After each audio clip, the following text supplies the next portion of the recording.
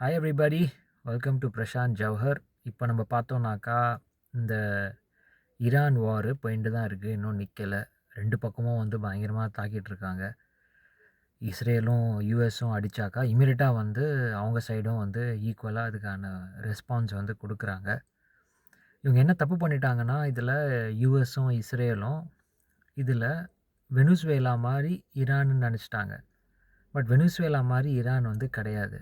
ஏன்னா ஈரானோட land mass வந்து பார்த்திங்கன்னா ப்ரிட்டி ஹியூஜ். இன்னொன்று, ஈரான் வந்து இப்போ அவங்க யூஸ் பண்ணுற வார்ஃபேர் மெத்தட் பார்த்திங்கன்னா, அது என்னென்னா சொல்கிறாங்கன்னா mosaic warfare method. Mosaic warfare மெத்தட்னால் என்னென்னா, பவர் வந்து சென்ட்ரலைஸ்டாக ஒரு இடத்துல வைக்காமல் அதை டிஸ்ட்ரிபியூட் பண்ணி கீழ் லெவல்ஸ் வரைக்கும் கொடுத்துட்டாங்க. இப்போ மேலே கமாண்டர் இன் சீஃப், அதுக்கப்புறம் லியூட்டனன்ட், அதுக்கப்புறம் அது பிரிகேடியர்ஸ், அந்த மாதிரி அதை பிரித்து கொடுத்துருக்காங்க. So each and every particular regime வந்து ஒரு பர்டிகுலர் ரெஜிமெண்ட் வந்து தனியாக அவங்க வந்து செயல்படுறாங்க. ஸோ அவங்க வந்து பர்டிகுலர் அட்டாக்ஸ் வந்து கேரி பண்ணுறாங்க. இப்போ மிடில் ஈஸ்ட் வந்து பார்த்தாக்கா ஒரு 4-5 நாளாக கண்டினியூஸாக ஃபுல்லாக பொம்பார்ட்மெண்ட் பண்ணிகிட்டே இருக்காங்க மிடில் ஈஸ்ட்டை.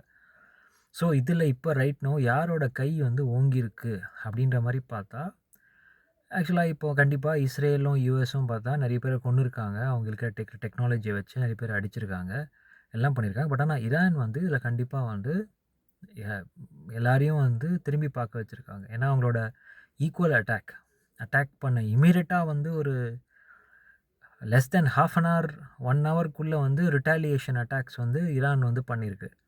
ஸோ அது இன்னொன்று ஸ்ட்ராட்டஜிக்காக அவங்க வந்து பண்ணுறாங்க. அவங்கக்கிட்ட ஆக்சுவலாக பார்த்தா ஈரான்கிட்ட ஏர்பிளேன்ஸ் கிடையாது, வார் கிராஃப்ட்ஸ் கிடையாது. அதே மாதிரி பார்த்தா நேவியும் அவங்களுக்கு பெருசாக கிடையாது. அவங்ககிட்ட இருக்கிறது 2 தான், ட்ரோனு, மிசைல். இது 2த்தை வச்சு ஆக்சுவலாக யூஎஸ்சியும் அப்புறம் நம்ம இஸ்ரேலையும் பயங்கரமாக ஆட்டம் காட்டிகிட்ருக்காங்க. ஸோ இது எங்கே போய் முடியும்? இதுக்கு ஒரு எண்ட் இருக்கா? ஏன்னா எல்லோரும் வந்து தவிக்கிறாங்க. ஈரானில் ஆக்சுவலி பார்த்தா பாவம் வந்து 160 குழந்தைங்க வந்து செத்து போயிருக்காங்க. ஒரு ஸ்கூல் மேலே வந்து பாம்பு விழுந்திருக்கு. ஸோ வார் வந்து என்றைக்குமே வந்து ரொம்ப ஒரு கொடூரமான விஷயம். என்றைக்குமே வந்து ஒரு கண்ட்ரியை போராக்கிடும், நிறைய பேரை வந்து அனாதை ஆக்கிடும். ஒரு குழந்தைக்கு அப்பா அம்மா இல்லாமல் போயிடுவாங்க, ஒரு பேரண்ட்ஸுக்கு வந்து குழந்தைய வந்து இழக்கிறாங்க. ஸோ அப்படின்னும்போது எண்ட் ஆஃப் த டே இங்கே தவிக்கிறது யாருன்னு ஆக்சுவலி பார்த்தா வெறும் நம்ம இன்னசென்ட்டான மக்கள் தான். ஈரானில் இருக்கிற இன்னசென்ட்டான மக்கள். அவங்களுக்கும் இதுக்கும் எந்த சம்மந்தமே கிடையாது. மேலே இருக்கிற ஆள்ற ஆட்கள் வந்து நல்லவங்க கெட்டவங்கன்றது செகண்டரியான விஷயம். ஆனால் இங்கே உயிர் போகிறது எல்லாருக்கும் வந்து இந்த ஒரு நார்மலான மக்களுக்கு தான். ஸோ நம்ம வேண்டிக்கலாம் சீக்கிரம் இந்த வார் வந்து முடியணும் அப்படின்ட்டு.